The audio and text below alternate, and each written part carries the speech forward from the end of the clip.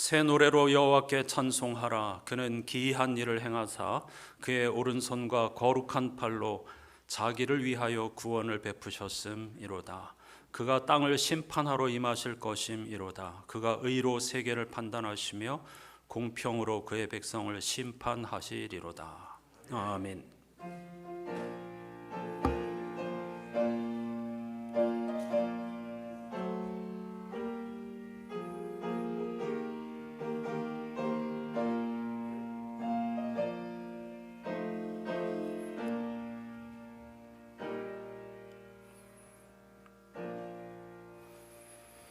창조와 구원의 주 하나님, 태초부터 우리의 생명과 구원을 위하여 구별해 두신 거룩한 주일, 한 주간을 시작하는 첫날 겸허히 우리가 제한자이며 구원을 필요로 하는 존재임을 고백하면서 모든 피조물의 탄식과 함께 창조주이며 구원자이신 하나님 앞에 예배하며 한 주간을 출발할 수 있게 해주신 것 진심으로 감사드립니다. 오늘도 변함없이 하나님을 예배하면서 한 주간을 시작하는 것은 하나님께서 우리를 구원하여 주시는 분이시기 때문입니다. 심판은 곧 우리들에게 하나님께서 어그러지고 거스러진 모든 것을 바르게 해주시는 사건입니다. 그날을 고대하면서 예배하오니 우리의 예배를 받아 주시옵소서. 또 우리가 예배하는 것은 주님의 도, 생명의 길을 배우고 생명 충만한 삶의 모델이 되기 위함입니다.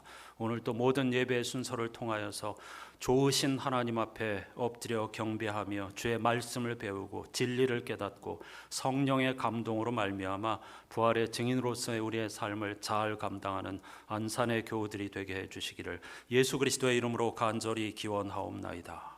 아멘.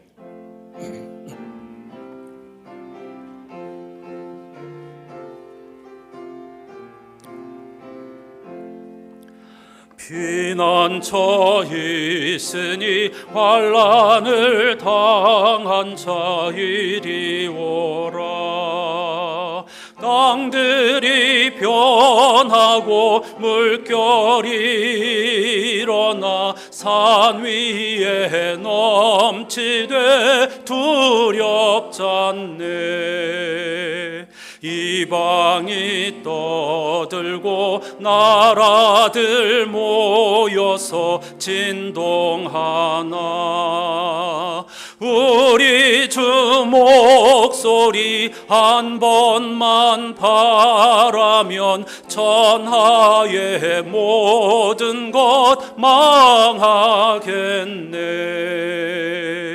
만유주 하나님 우리를 도우니 피난처요. 세상의 난리를 그치게 하시니 세상의 창검이 쓸데없네.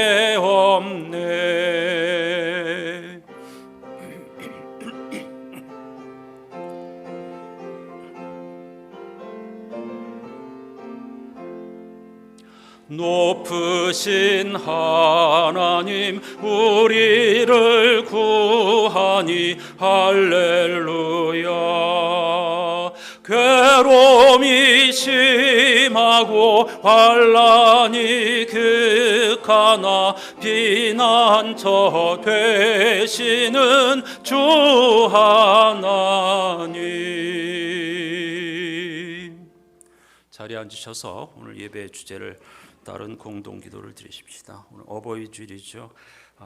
부모로서 우리의 인생의 겨울을, 가을을 살아가면서 남은 생을 어떻게 살아야 할지 같이 기도하십시다.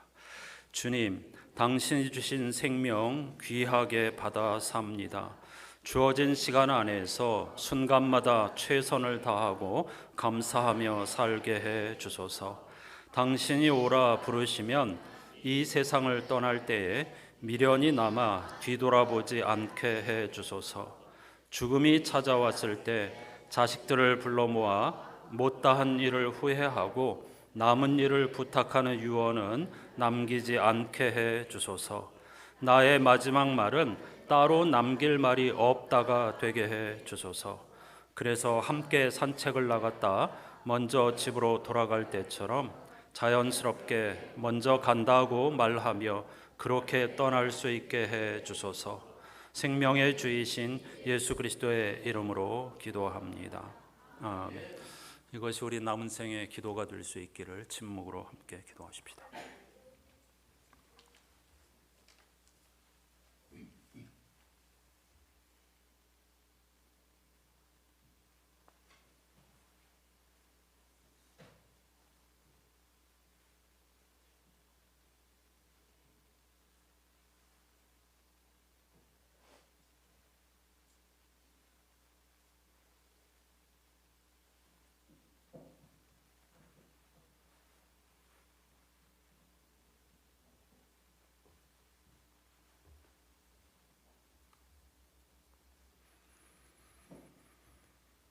부활하신 주님의 말씀에 여기 있습니다. 하나님이 세상을 이처럼 사랑하사 독생자를 주셨으니 이는 그를 믿는 자마다 멸망하지 않고 영생을 얻게 하려 하심이라.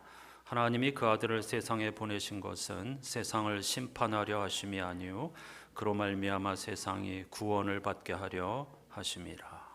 아멘.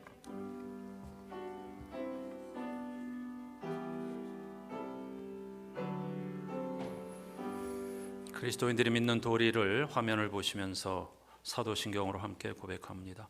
나는 전능하신 아버지 하나님 천지의 창조주를 믿습니다. 나는 그의 유일하신 아들 우리 주 예수 그리스도를 믿습니다.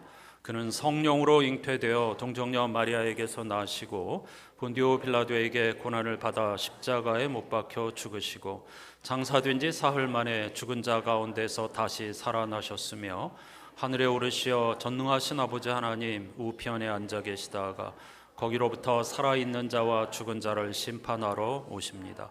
나는 성령을 믿으며 거룩한 공교회와 성도의 교제와 죄를 용서받는 것과 몸의 부활과 영생을 믿습니다. 아멘.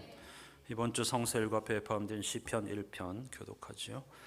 복 있는 사람은 악인들의 꾀를 따르지 아니하며 죄인들의 길에 서지 아니하며 오만한 자들의 자리에 앉지 아니하고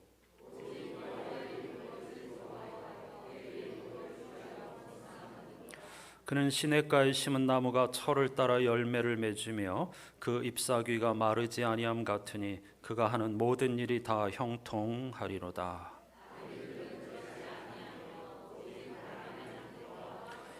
그러므로 악인들은 심판을 견디지 못하며 죄인들이 의인들의 모임에 들지 못하리로다.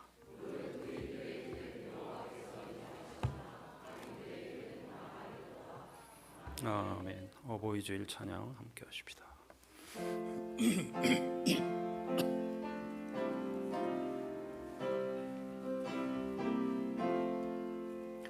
언제나 바라봐도 늘 보고 싶은 분, 기쁠 때나 슬플 때 늘 보고 싶은 분, 모든 것 주시고도 더 주시려는 이 어머니 한 분이 왜 또 어디 있으랴.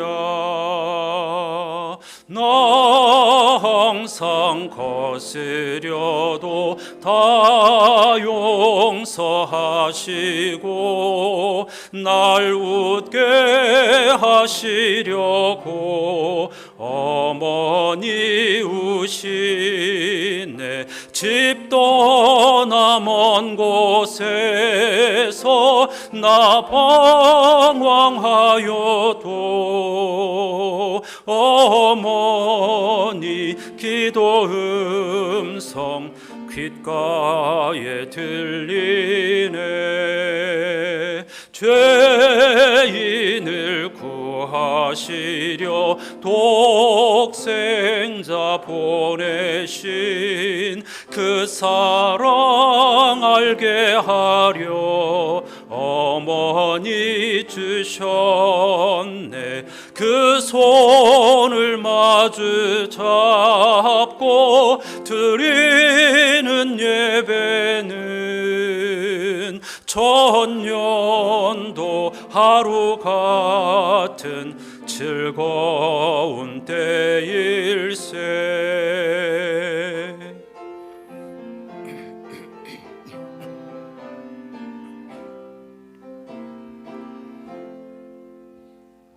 어머니 크신 사랑 네 감히 알리오.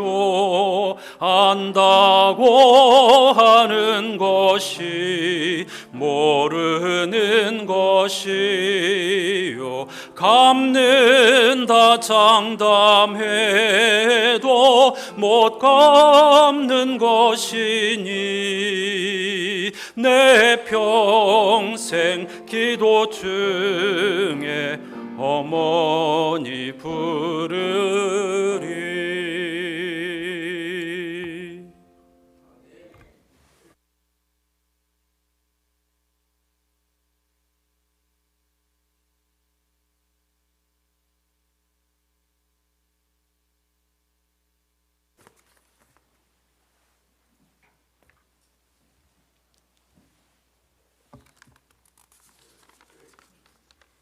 천지를 지으시고 인간의 생사화복을 주관하시는 하나님 아버지 감사합니다. 푸르른 실록이 온 땅을 덮고 주님의 사랑이 따사로운 바람으로 불어오는 5월, 가정의 달을 허락하여 주심을 감사드립니다. 모든 가정마다 화목할 수 있도록 화목의 복을 부어주시고 풍성한 성령의 열매로 가득한 가정으로 이끌어 주옵소서. 성령의 열매의 시작이 사랑인 것처럼 우리의 삶도 사랑으로 시작하여 사랑이 넘치는 가정으로 회복시켜 주시옵소서. 주님을 향한 심령들이 더욱더 사랑과 화목으로 충만하여서 날마다 믿음으로 승리하게 하여 주시옵소서. 주님, 5월 가정의 달을 통하여 모든 가정마다 말씀과 기도로 새로워지게 하여 주시옵소서. 가정의 달을 맞이한 모든 가정과 가족들에게 주님의 사랑과 인도하심이 항상 함께하여 주시옵소서. 주께서 세우신 믿음의 가정을 잘 지키며 세워갈 수 있도록 건강과 지혜와 명철을 허락하여 주시옵소서. 하나님 아버지, 어버이 주일을 맞이하여 모든 부모님들에게 영육간의 건강함을 부어주시고 무병장수하는 큰 축복을 허락하시고 노년의 생활이 주님으로 인하여 언제나 행복하고 만족하여 기쁨이 충만할 수 있기를 간절히 기도합니다. 하나님 아버지, 지금까지 인도하시고 붙들어 주신 것을 감사드립니다. 우리의 인생과 삶이 항상 하나님의 손 안에 있음을 기억하고 살아가기를 원합니다. 진리 속에 든든하며 성령 안에 평화로우며 주님으로 인해 기쁨과 소망이 넘치게 하여 주시옵소서. 모든 믿음의 가정들이 성숙한 믿음을 통해 하나님을 더 깊이 알아가는 시간들로 채워지게 하소서. 이 시간 성령님께서 우리 각 사람에게 임재하여 주셔서 주의 말씀을 듣고 깨닫는 지혜를 허락하여 주시옵소서. 성령 하나님께서 우리 모두에게 말씀을 마음밭에 새기게 하시고 그 말씀대로 살아갈 수 있는 결단력을 허락하여 주시옵소서. 하나님 아버지, 오늘도 우리 가운데 함께 역사하실 하나님을 찬양합니다. 이 시간 말씀을 선포하시는 목사님에게 성령으로 기름 부어 주시옵소서. 목사님 말씀을 선포하실 때 하나님의 나라가 임하게 하시고 능력과 소망으로 하나님을 찬양하는 사람으로 변화되게 하옵소서. 말씀에 능력이 있음을 믿습니다. 말씀을 듣고 믿음으로 아멘하게 하시고 삶으로 실천하게 하옵소서. 예수님 이름으로 예수님 거룩한 이름으로 기도합니다. 아멘.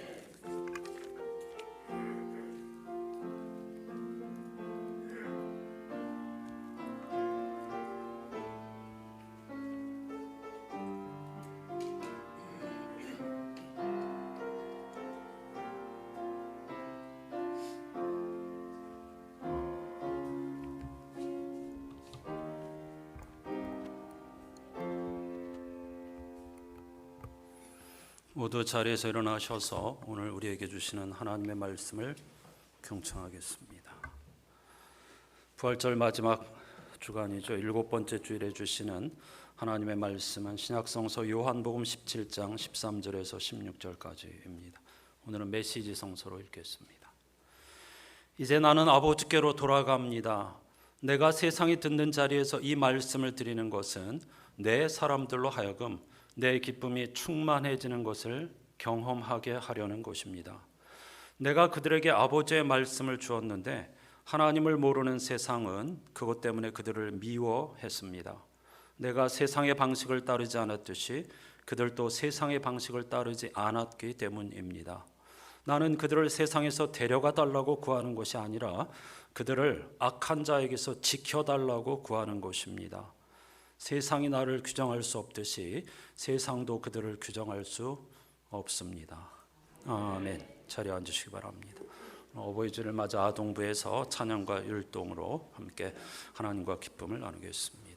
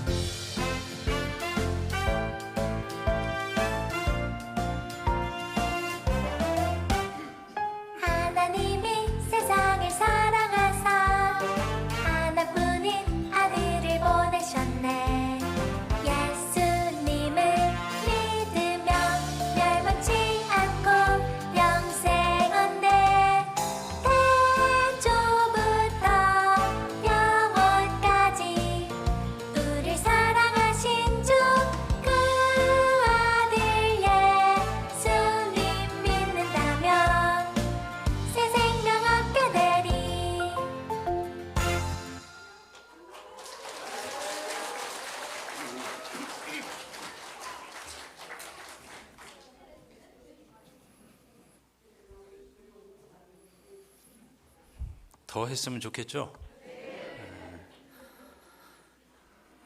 어린이들의 찬송이야말로 가장 커다란 선물이 되겠죠. 이제 말씀의 선물을 받으실 차례입니다. 요한복음 17장은 예수께서 잡히시기 전에 드린 마지막 기도로서 이른바 대제사장이신 예수님의 기도라는 제목을 가지고 있습니다. 이 기도는 다른 복음서들이 똑같이 전하고 있는 겟세마네 기도의 요한복음 버전 혹은 재해석이라고 할 수 있습니다. 마태, 마가, 누가복음 기자는 모두 예수께서 잡히시기 전날 밤 겟세마네라는 곳에서 기도하셨다고 전하고 있죠. 겟세마네라는 이름은 올리브 기름을 짜는 곳이라는 히브리어와 관계가 있습니다. 옛날에 한자로 올리브를 감람이라고 하는데 그래서 옛날 성서에는 감람산 이렇게 번역을 하기도 했죠. 표현은 조금씩 다르지만 세 복음서 기자는 모두 예수께서 아버지께서는 모든 일을 하실 수 있으시니 나에게서 이 잔을 거두어 주십시오. 그러나 내 뜻대로 하지 마시고 아버지의 뜻대로 하여 주십시오라고 기도하셨다고 전합니다. 모두 죽음을 앞둔 예수님의 극심한 고통을 전한 것이지요. 심지어 예수께서 땀방울이 핏방울이 되기까지 간절하게 기도하셨다고 전하기도 합니다. 하지만 2주 전 공간복음과 요한복음의 차이에 대해 말씀드렸듯 요한복음 기자는 예수님의 죽음에 대해 전혀 다른 관점을 갖고 있었습니다. 그 증거는 다음과 같은 예수님의 말씀입니다. 12장에 보면 지금 내 마음이 괴로우니 무슨 말을 하여야 할까? 아버지, 이 시간을 벗어나게 해 주십시오 하고 말할까? 아니다. 나는 바로 이 일 때문에 이때에 왔다. 아버지, 아버지의 이름을 영광스럽게 드러내십시오. 무슨 말입니까? 예수께서는 죽음을 통해 하나님의 영광을 드러내기 위해 이 세상에 오셨다는 선언입니다. 그러므로 십자가는 비극적이고 수치스럽고 고통스러운 장소가 아니라 하나님의 영광이 온 세상에 드러나는 보좌라는 겁니다. 따라서 요한복음 17장의 예수님의 기도는 이렇게 1절에서 시작합니다. 아버지, 때가 왔습니다. 아버지의 아들을 영광되게 하셔서 아들이 아버지께 영광을 돌리게 하여 주십시오. 어떻습니까? 새 복음서 기자들이 전하는 겟세마네의 분위기와는 분위기가 많이 다르죠.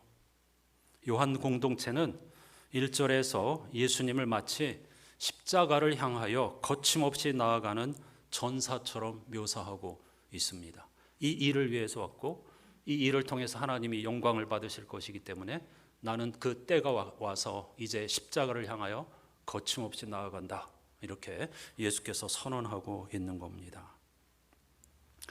대제사장이신 예수님의 기도는 예수께서 자신을 위해 드린 기도, 제자들을 위해 드리신 기도, 그리고 앞으로 복음을 듣게 될 모든 이들을 위한 기도, 이렇게 세 부분으로 이루어져 있습니다. 이 기도의 핵심은 모두 하나님과 하나가 되게 해달라는 것입니다. 자신을 위해 드린 기도에서도 아버지, 나와 하나가 되게 해주십시오. 제자들을 위한 기도에서도 제자들이 하나님과 하나가 되게 해주십시오. 장차 믿게 될 이들을 향해서도 그들이 하나님과 하나가 되게 해주십시오라고 기도하고 있습니다. 제한자인 인간이 어떻게 하나님과 하나가 될 수 있을까요? 하나님과 하나가 되게 해달라는 말은 조금 풀어서 말씀드리면 하나님을 닮게 해달라는 것입니다. 이번 주 성서일과표에 주어진 6절에서부터 19절은 이 세 부분으로 나누어진 예수님의 기도 가운데 두 번째, 그러니까 제자들을 위한 예수님의 기도입니다. 예수께서는 9절에서 이 기도는 세상 사람들을 위한 것이 아니라 제자들을 위한 것임을 분명히 하고 있습니다. 그럼 예수께서 제자들만 편애하신다는 말일까요? 제자들만 특별히 사랑하시고 믿는 이들만 특별히 사랑하셔서 그들을 위해서 주님이 간절히 기도하신다는 뜻일까요? 그럴 리가 없죠. 아까 세 부분이라고 말씀드린 대로 20절부터는 제자들을 위한 기도가 아니고 장차 믿게 될 이들을 포함한 모든 사람들을 위한 주님의 간절한 기도가 이어집니다. 그런데 왜 두 번째 부분에서 제자들을 위해 기도하는 것일까요? 그것은 제자들이 거룩한 삶을 통해 장차 믿게 될 사람들에게 향기로운 모델이 되어야 하기 때문입니다. 부활의 증인이 되어야 하기 때문입니다. 모든 세상 사람들이 복음을 듣고 하나님 앞에 돌아오느냐 그렇지 않느냐 하는 것은 먼저 믿는 이들의 삶에 달려 있습니다. 우리의 사명이 얼마나 중요합니까? 그래서 주님은 먼저 제자들을 위해 그리고 믿는 자들을 위해 간절히 기도하시는 것입니다. 그들이 어떤 삶을 살아야 될 건가, 이걸 오늘 집중적으로 말씀을 나누어 보려고 하는 것입니다. 세상에서 가장 무서운 사람은 책 한 권만 읽은 사람이라는 말처럼 성서를 읽을 때에도 한 부분만 보고 그것을 전체라고 생각하면 길을 잃게 됩니다. 이단 사이비들의 착각처럼 이렇게 하나님께서는 제자들만 사랑하신다, 믿는 이들만 사랑하신다, 예수 믿지 않는 사람들, 타 종교를 가진 사람들은 다 버림받은 사람들이고 저주받은 사람들이다, 이렇게 이해하시면 완전히 길을 잃는 것입니다. 그건 오만이고 교만이고 무지의 소산입니다. 그들은 다 우리의 구별된 삶을 통해서 하나님께로 초청해야 될 귀한 생명들임을 잊지 않고 그런 사명을 감당하는 우리들이 되어야 할 줄로 믿습니다. 하나님은 한 분이라는 이 놀라운 표현의 깊이를 항상 붙잡고 조심스러운 마음으로 진리와 생명을 향하여 한 걸음씩 나아가는 우리들이 되어야 할 줄로 믿습니다. 이제 제자들을 위한 주님의 기도에서 그럼 도대체 제자들이 어떤 삶을 살기를 원하시는 건가? 그래서 모든 이들을 하나님의 나라로 초청하기를 원하시는 건가? 세 가지를 생각해 보겠습니다. 오늘 성서 일과표를 따로 읽지는 않겠습니다. 한 주간 동안에 여러분이 이 본문을 6절에서 19절까지 제자들을 향한 이 기도를 매일매일 반복적으로 한번 깊이 읽어보시기 바랍니다. 한 달 내내 이 6절에서 19절 말씀만 가지고 말씀을 드려도 시간이 부족할 만큼 엄청난 깊이의 말씀들이 여기에 담겨 있습니다. 한 절 한 절 곱씹어 보시고 반드시 성령님의 도우심을 의지하면서 이 말씀들을 깊이 읽고 큰 감동과 도전을 받으시기를 권해드립니다. 먼저 예수께서는 6절에서 내가 제자들에게 아버지의 이름을 드러냈다, 이렇게 선언하고 있습니다. 매우 어려운 표현입니다. 그래서 여러분들이 수없이 읽으셔야 한다고 말씀드리는 것입니다. 주님이 하신 일은 아버지의 이름을 드러내신 것이랍니다. 여기서 아버지는 하나님이고 이름은 본성, 본질, 성품 등을 의미합니다. 요한복음 기자는 아버지의 이름을 예수께서 드러내셨다 하는 것을 말씀이 육신이 되어 우리 가운데 사셨다, 기가 막힌 표현, 멋진 표현으로 우리에게 설명하고 있습니다. 요한복음 이렇게 시작했죠. 말씀이 육신이 되어 우리 가운데 사셨다. 그런데 그걸 예수께서 내가 아버지의 이름을 드러냈다, 이렇게 표현하고 있습니다. 오늘 주보에 제가 소개한 책은 한동일이라는 작가의 그가 우리에게 말하는 것입니다. 이분은 매우 독특한 이력의 소유자이신데 로마 바티칸 교황청의 그 세계 천주교 본부잖아요, 교황청이. 거기서 전 세계 모든 가톨릭 신자들의 신앙의 그 교리를 정하고 혹은 어떤 신부라든가 가톨릭 교우들이 어떤 재판을 받아야 할 경우에 모든 일을 처리하는 교황청 대법원이 있습니다. 그 로마 교황청 대법원 역사상 한국인 최초인 동시에 동아시아 최초의 변호사로 일한 분입니다. 바늘구멍보다 뚫기 어려운 그 시험을 통과하고 거의 죽음의 고비를 몇 번 넘기고 그 시험에 합격하여서 로마 교황청, 당연히 신부님이죠. 그가 이렇게 공부에 매달리게 된 것은 지극히 가난하고 불행한 가정 환경 때문이었습니다.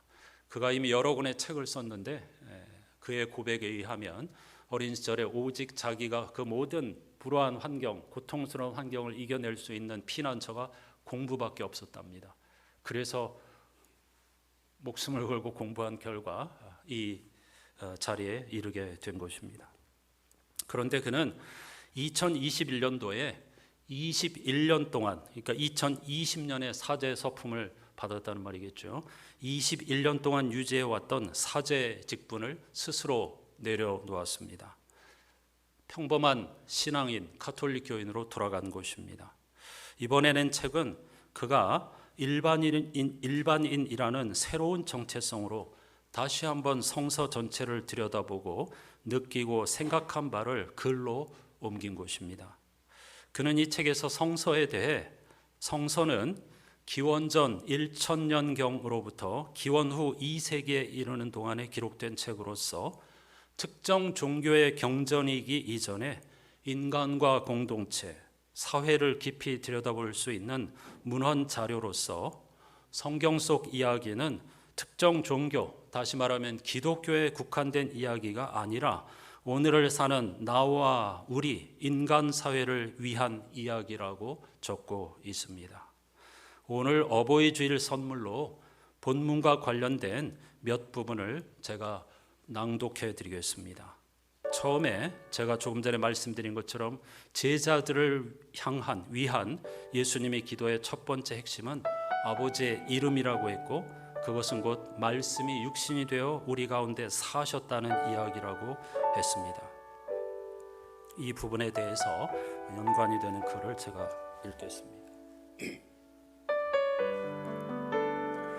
신앙생활을 하는 신자들은 종종 말씀이 좋다, 설교가 좋다라는 이야기를 하곤 합니다. 어느 목사님의 말씀이 좋아서 그 목사님 있는 교회에 나가기도 하고 말씀이 좋지 않아서 나가지 않기도 하죠. 그래서 좋은 설교는 그 말씀을 하는 성직자에 대한 신뢰로 이어지기도 합니다.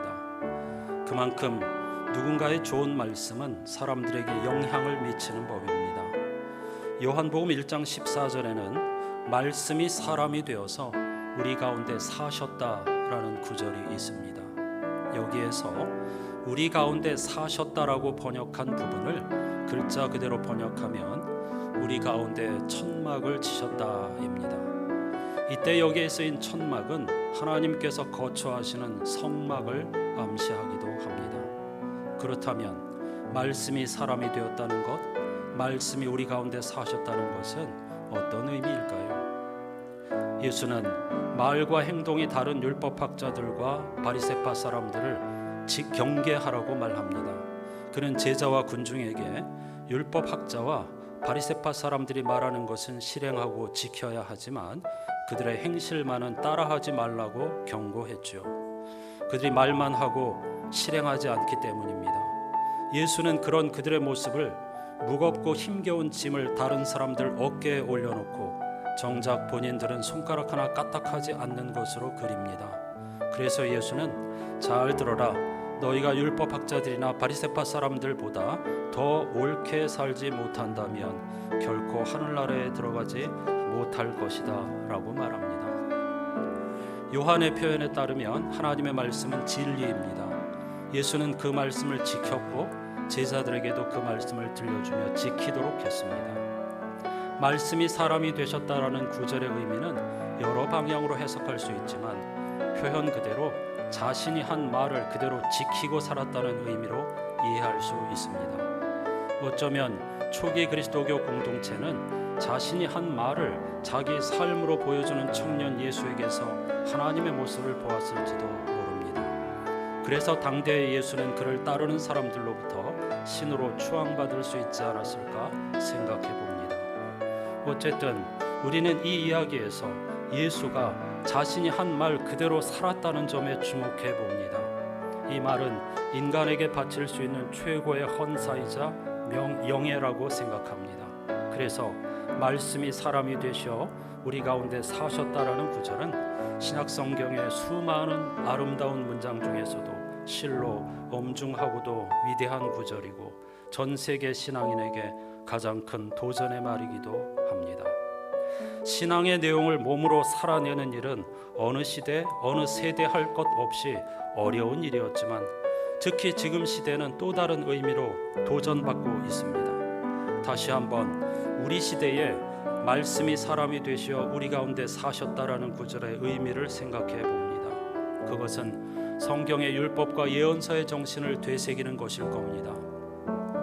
율법과 예언서는 우리에게 많은 것을 이야기하고 있지만 그 중에서도 남이 너희에게 해주기를 바라는 그대로 너희도 남에게 해주어라 라고 가르칩니다. 이는 우리가 어렸을 때부터 익숙히 들어온 이야기입니다만 실제로 우리 중에 그리 사는 사람이 얼마나 있겠습니까? 그래서 성경의 가르침은 때로 우리의 마음을 아주 무겁게 합니다. 이때 성경 말씀이 우리 마음에 무겁게 다가온다는 것은 그만큼 나 자신이 그 말씀대로 살지 못하고 있다는 방증일 것입니다. 하지만 말씀은 바로 그 무거운 마음에 자리할 겁니다.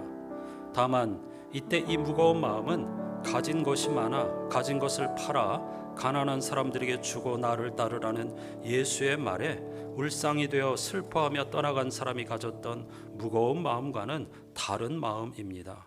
후자의 것이 내가 가진 것을 놓아야 하는 것에 대한 거부감과 부담이라면 전자의 것은 말씀대로 살지 못하는 나 자신에 대한 책망과 아쉬움일 겁니다. 이때 느끼는 마음의 무게는 그 말씀 혹은 좋은 말들이 우리 안에서 다시 살도록 하고자 함입니다. 그리고 그 마음의 무거움이 우리에게는 무언가를 새로 시작하게 하는 원동력이 되어줄 것입니다.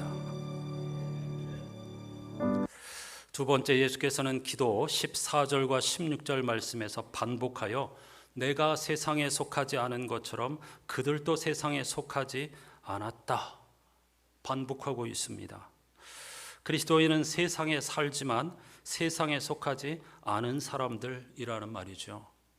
헬라어 성서의 이 문장을 직역하면 우리는 세상에 살지만 세상으로부터 나온 자들이 아니라는 뜻입니다. 그럼 제자들 혹은 그리스도인들은 하늘에서 뚝 떨어졌다는 말인가요? 땅에서 솟았다는 말인가요? 세상에 살지만 세상에 속하지 않았다는 것을 메시지 성서는 세상에 살면서도 세상의 방식을, 다시 말하면 세상의 가치관을 따르지 않는 것이라고 설명합니다.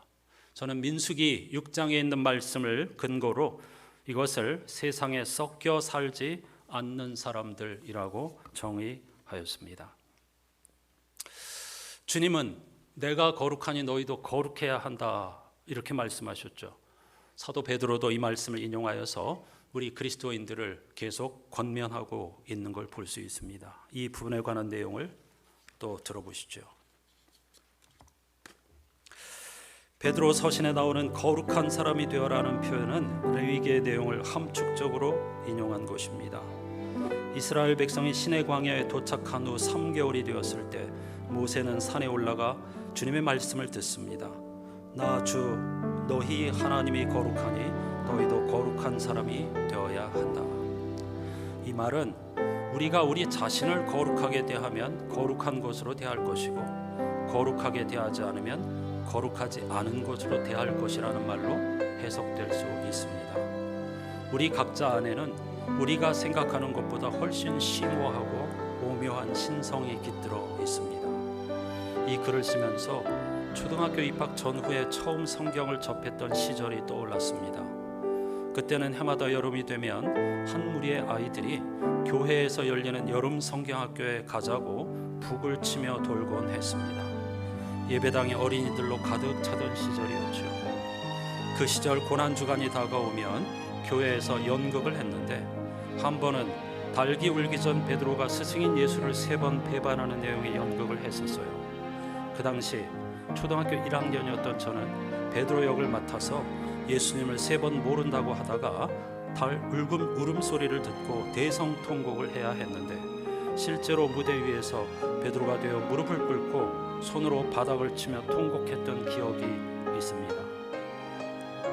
연극이 끝나고 제 눈가에는 여전히 눈물이 맺혔는데 전도사님이 다가와 참 잘했다고 하시며 과자가 잔뜩 담긴 비닐봉지를 내미셨어요. 그 순간 눈물이 쏙 들어가고 금세 환한 얼굴이 되어 다른 아이들과 같이 과자를 아주 맛있게 먹었던 기억이 납니다. 지금 생각해보면 참 평범한 아이였죠. 그랬던 아이가 지금 이렇게 성경 말씀을 묵상하며 글을 쓰고 있습니다. 이런 모습을 누가 상상이나 했겠습니까? 나는 내가 생각하는 것보다, 우리는 우리가 생각하는 것보다 훨씬 더 심오하고 신성한 무언가를 가지고 있습니다. 그것이 우리를 거룩한 사람이 될 수 있도록 도와줍니다.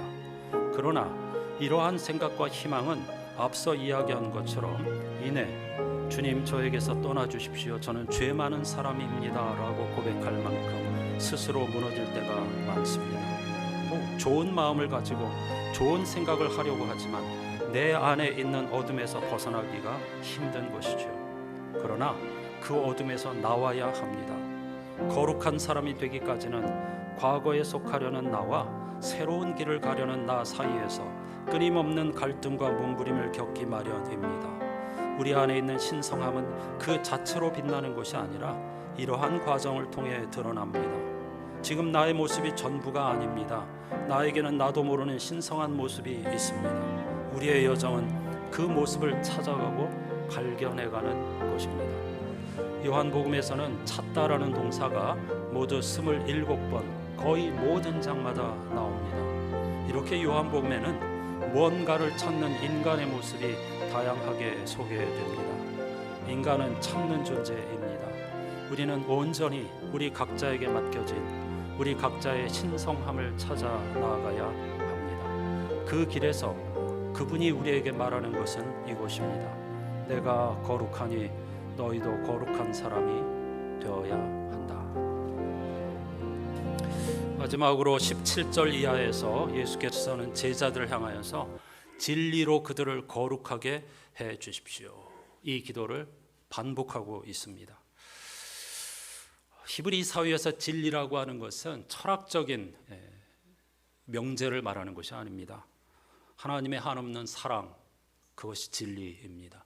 끝없는 용서, 그것이 진리입니다. 철학에서 말하는 진리와 혼동하시면 안 됩니다. 그리고 거룩은 구별이라는 뜻이라고 말씀드렸죠. 그래서 메시지 성서는 세상의 방식을, 세상의 가치를 따르지 않는 것이 거룩이라고 번역하고 있는 것입니다. 그럼 구체적으로 제자이며 성도인 우리가 세상의 방식을 따르지 않는 것, 하나님 나라의 방식을 따른다는 것은 무엇을 의미하는 것일까요? 죽음 지향의 세상에서 생명 지향의 삶을 살아가는 것입니다. 그것을 성서에서는 좁은 문, 좁은 길을 걷는 거라고 말하죠. 그 주제와 관련된 글을 읽어드리겠습니다. 모든 것이 허용된다. 하지만 모든 것이 유익하지는 않습니다. 모든 것이 허용됩니다. 그러나 모든 것이 성장에 도움이 되지는 않습니다. 고린도 교우들에게 보낸 첫 번째 편지 10장 23절의 말씀입니다. 그런데 이 비슷한 내용이 6장에도 나옵니다.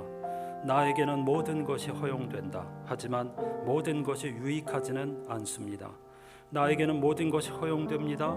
그러나 나는 아무것도 나를 좌우하지 못하게 하겠습니다. 이 성경 구절은 바울의 윤리관을 요약하는 중요 개념 가운데 하나인데, 무엇을 금하고 무엇을 허용하는가에 대해 말하는 것이 아니라 유익에 대해 말하는 부분입니다. 바울이 말한 유익의 기준은 바로 인간의 성장입니다. 이 성서의 내용과 비슷한 로마 법의 법원도 있는데요. 허용된 것이 모두 존경받을 만한 것은 아니다. 무엇이 허용되는지 뿐만 아니라 무엇이 존경받을 만한가도 고려되어야 한다. 이게 로마 법전의 내용입니다. 로마 법은 법이 허용하는 것이 모두 도덕적으로 옳은 것은 아님을 이야기합니다. 성서는 여기서 한 걸음 더 나아가 할 수 있는 모든 것, 허용된 모든 것이 꼭 유익한 것은 아니라고 말하고 있죠. 성경은 넓은 문과 좁은 문이라는 두 가지 길, 두 가지 문을 비유하여 인간의 성장에 유익한 길을 제시합니다. 마태복음 7장은 이렇게 이야기합니다. 멸망으로 이끄는 문은 넓은 문이고 생명으로 이끄는 문은 좁은 문이라고요. 그것은 마치 보라, 내가 오늘 너희 앞에 축복과 저주를 내놓는다라는 신명기의 말씀처럼 어떤 길이 인간에게 유익이 되는 축복의 길인지를 묻고 있는 듯 합니다. 유대 전통은 율법을 멍에라고 표현하곤 했는데 실제로 율법의 대부분은 사람이 원하는 것이 무엇이든지 마음대로 하도록 내버려 두지 않습니다. 하지만 율법의 존재 이유는 사람들을 통제하고 억누르는 데 있는 것이 아닙니다. 멍에라는 단어는 부부의 유대, 저울, 천칭이라는 뜻도 함께 있습니다. 즉 율법은 인간이 옳고 그름을 알고 올바른 길로 가도록 도와주는 저울과 같은 역할도 하는 것이죠. 분명 멍에는 무겁고 그만큼 선뜻 지고 가기 어렵습니다. 그래서 우리는 남들이 쉽게 선택하는 길, 대다수 사람이 가는 길을 선택하게 됩니다. 어찌 보면 그것은 자연스러운 인간의 본성입니다. 그러나 성경은 인간의 본성을 거슬러 좁은 문으로, 좁은 길로 들어가라고 말합니다. 이것을 오늘날의 어법으로 말하면 왜 그렇게 힘들게 사냐? 좀 쉽게 살지 라는 말의 반대편에 있는 쉬운 선택을 하지 않는 것이라고 말할 수 있습니다. 쉬운 선택을 해서 삶이 나아진다면 그렇게 하면 됩니다. 하지만 쉬운 선택으로 삶이 나아지지 않는다면 다시 생각해 보아야 합니다. 무언가를 이루어낸 사람들이 거기에 이르는 과정을 살펴보면 쉬운 길을 선택한 경우보다 쉽지 않은 선택을 했을 때 작은 것이라도 이루었음을 보게 됩니다. 우리에게는 이 사실을 머리로는 알지만 모른 척하고 싶어하는 마음이 있습니다. 왜일까요? 무겁고 힘들고 어렵기 때문입니다. 쉬운 선택을 할 때는 마음의 갈등이 덜하지만 쉽지 않은 선택은 본능적으로 밀어냅니다. 그리고 스스로 합리화합니다. 하지만 사실은 자기 자신을 속이는 겁니다. 자신을 속이지 않는 연습이야말로 쉬운 선택을 하지 않는 나를 만들어가는 방법입니다. 거기서 더 나아가면 좁은 길과 좁은 문으로 걸어가고 있는 나 자신을 발견할 수 있습니다. 그렇게 우리는 남들이 보기엔 아무것도 아닌 그 한 줄을 위해 달려왔고 지금도 달리고 있습니다.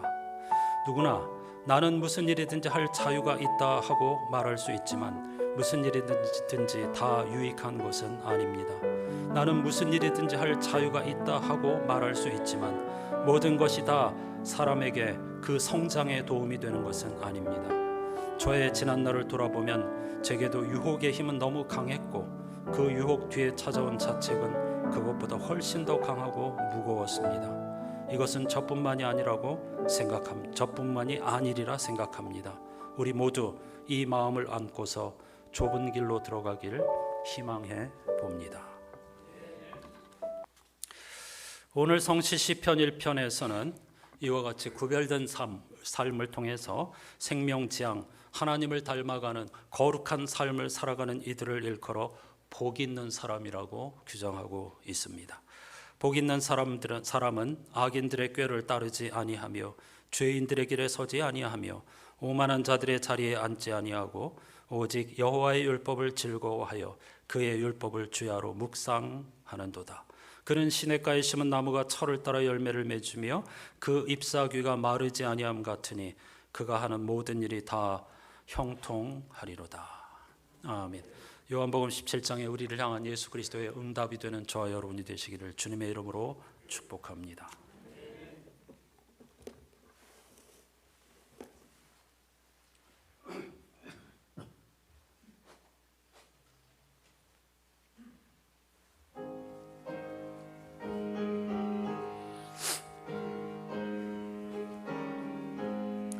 춤성 외에는 참 기쁨 없도다. 날 사랑하신 주 늘 계시옵소서. 기쁘고 기쁘도다 항상 기쁘도다 나 주께 왔사오니 복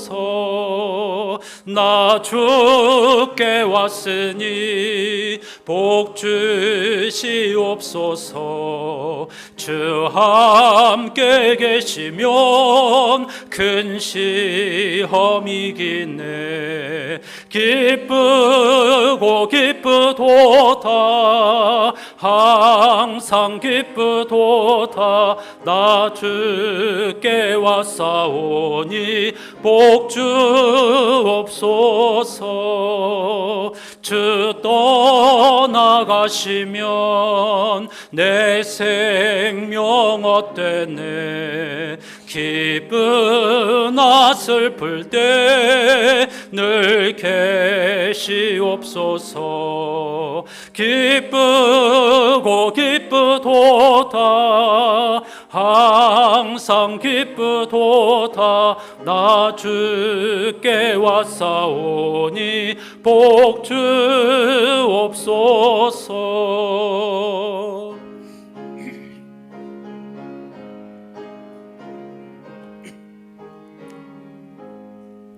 그 귀한 언약을 이루어 주시고 주 명령 따를 때 늘 계시옵소서 기쁘고 기쁘도다 항상 기쁘도다 나 주께 왔사오니 복 주옵소서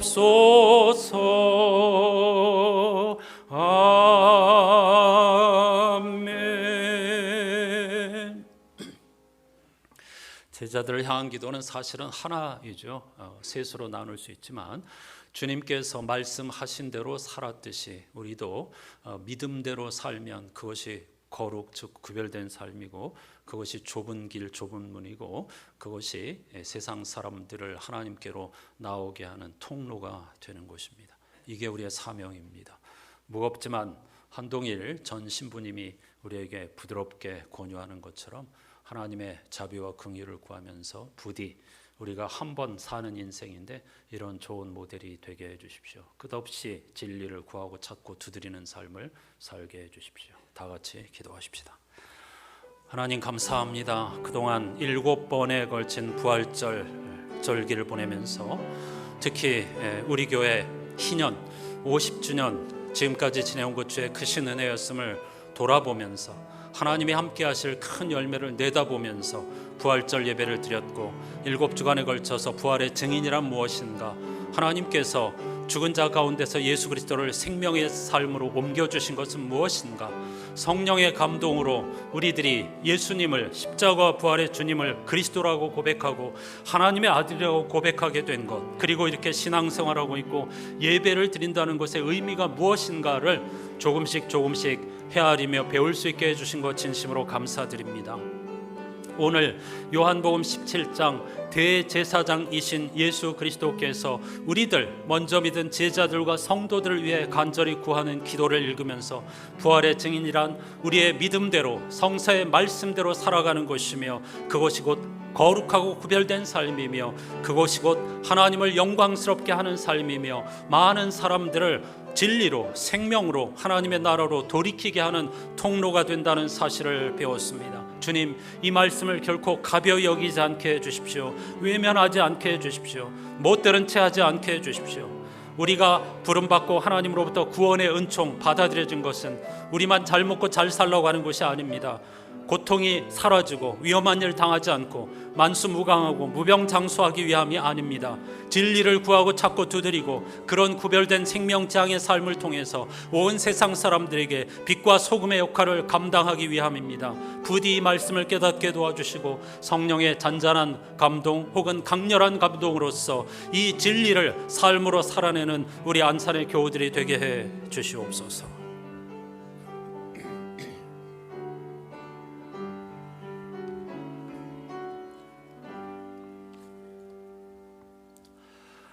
하나님 고맙습니다. 선한 목자신 하나님의 은총 가운데 부활절 7번째 주간을 부활의 증인으로 산다는 것이 무엇을 의미하는가 생각하면서 예배할 수 있게 해주신 것 감사드립니다. 특히 부활절기 금년 성서 복음서 본문은 요한복음이었습니다.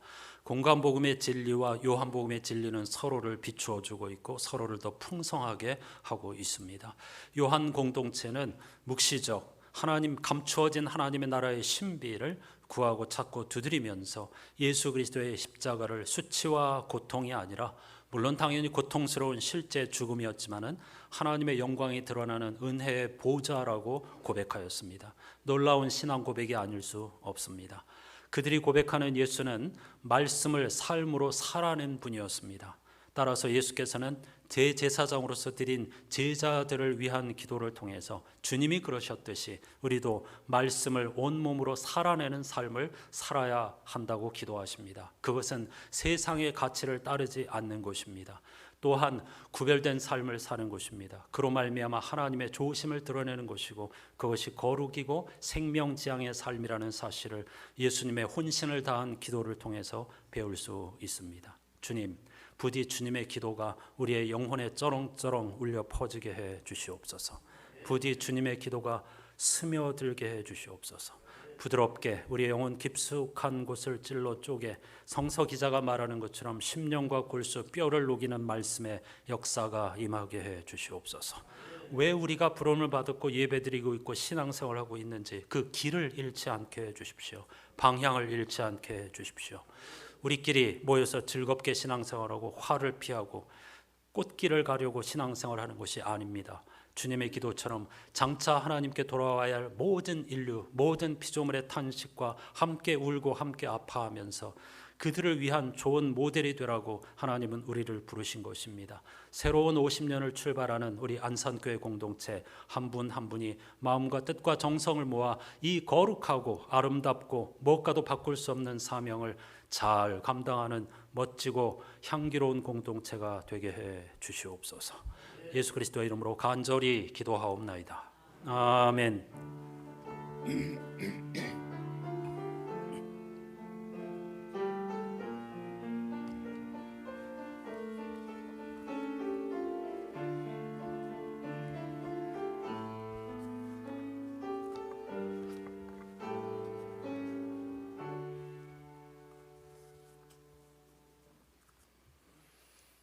이렇게 인사하십시다. 하나님의 좋은 모델이 되시기를 바랍니다.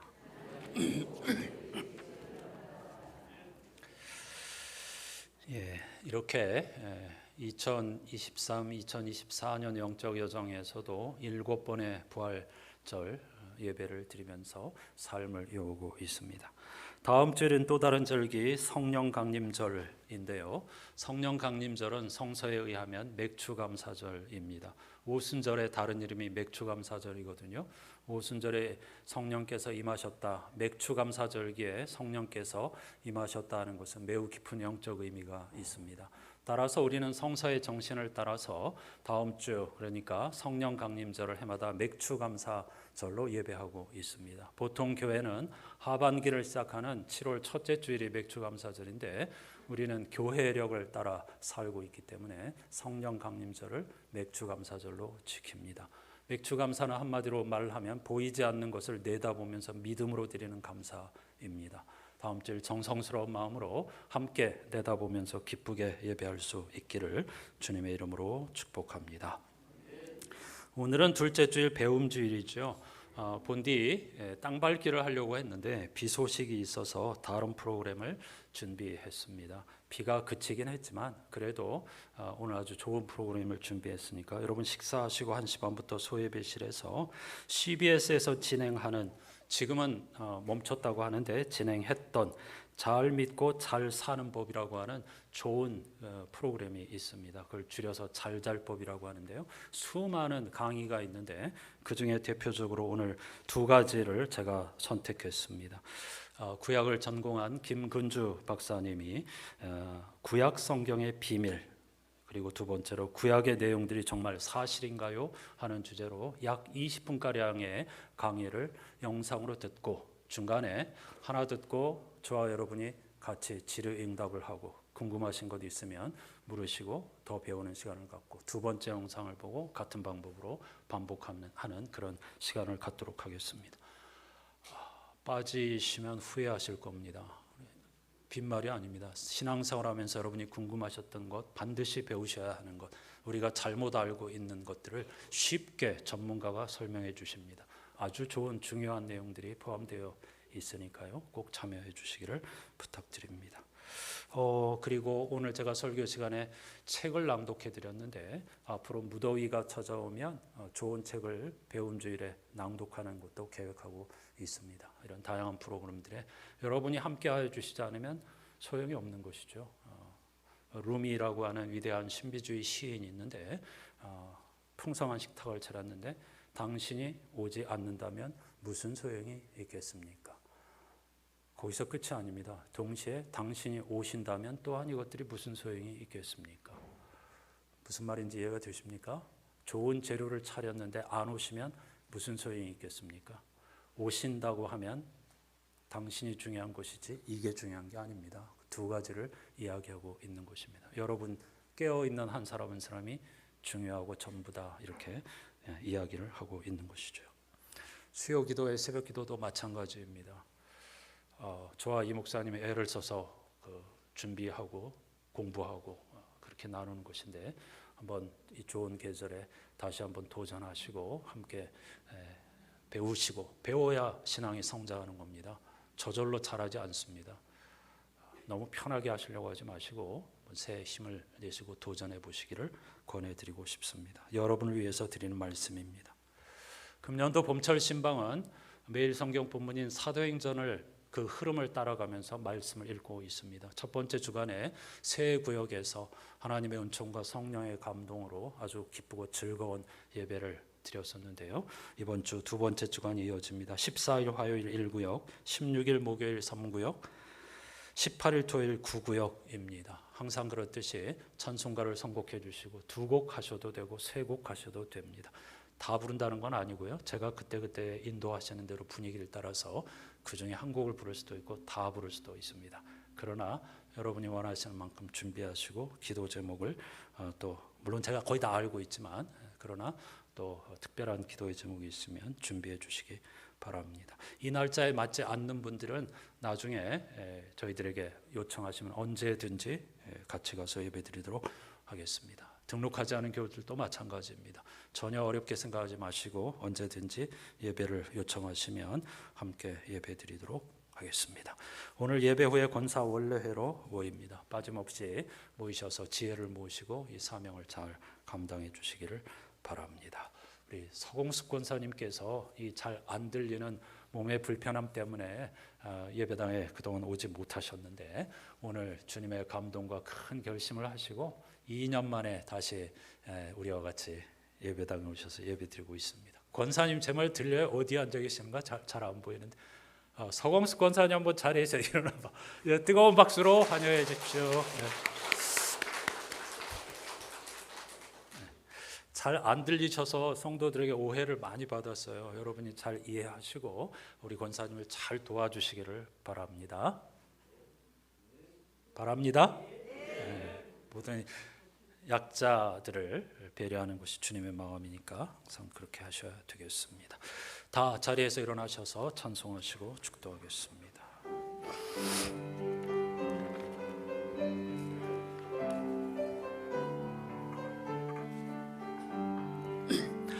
여기에 모인 우리 사랑받는 주의 자녀라 주께서 뜻하신 바 우리 통해 펼치신다. 고통과 슬픔 중에 더욱 주님 의지하오니 어려움 이겨내고 주님 더욱 찬양하라. 이 믿음 더욱 굳세라. 주가 지켜주신다. 어두운 밤에도 주의 밝은 빛 인도하여 주신다. 오늘 주보에 소개한 책을 추천해 드립니다. 커피 한 잔 아끼시고 아주 그 부드러운 필체로 따뜻하게 하고 섬세한 글들이 담겨 있습니다. 읽으시면 큰 도움과 영적 약이 될 줄로 믿습니다. 복 있는 사람은 악인들의 꾀를 따르지 아니하며 죄인들의 길에 서지 아니하며 오만한 자들의 자리에 앉지 아니하고 오직 여호와의 율법을 즐거워하여 그의 율법을 주야로 묵상하는도다. 아멘. 우리 구주 예수 그리스도의 은혜와 하나님 아버지의 사랑과 성령님의 말로 닿을 수 없는 탄식과 교제가, 말씀을 삶으로 살아내신 예수 그리스도가 하나님이시며 생명이시며 길과 진리이심을 믿고 우리 역시 두렵고 떨리지만 자신 없지만 성령님의 도우심을 힘입어 하나님의 말씀을 삶으로 살아내는 생명지향 구별된 삶을 통해서 모든 이들에게 향기로운 인생이 되기를, 예수 그리스도의 대제사장의 기도에 응답이 되기를 갈망하는 모든 이들의 삶의 자리에 영원히 함께해 주시옵기를 간절히 축원하옵나이다. 아멘.